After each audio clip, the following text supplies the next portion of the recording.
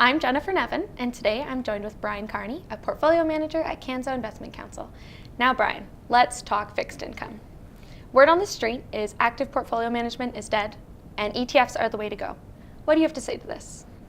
Canso was founded in 1997 based on the premise that the financial markets are inefficient, and nothing we've seen or experienced since then would lead us to believe otherwise.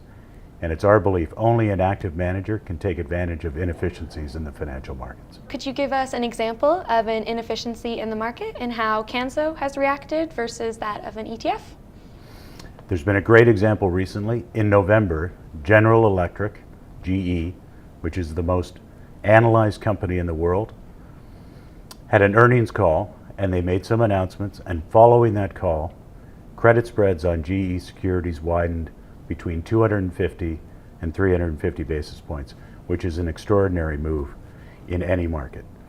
And Canso's response was to buy more GE securities in the marketplace. An ETF, which might have experienced withdrawals during that period, would have been selling GE at exactly the wrong time.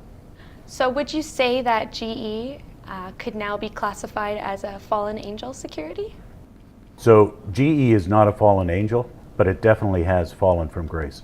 A fallen angel means a company that's downgraded from investment grade, so BBB minus and higher, to non-investment grade, so BB plus and lower. So GE is not technically a fallen angel, but its credit spreads would suggest it's trading like a median high yield company. What will happen if this security drops below investment grade?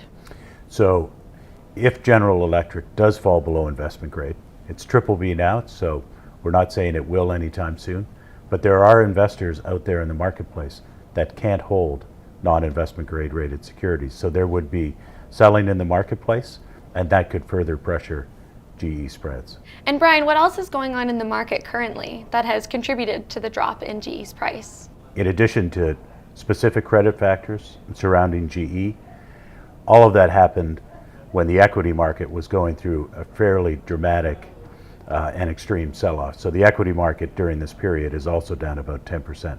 So that has contributed to the widening in GE spreads. Well, thank you, Brian, for your time today. To read more on GE and our other market insights, go to cansofunds.com and read the latest edition of the Corporate Bond Newsletter.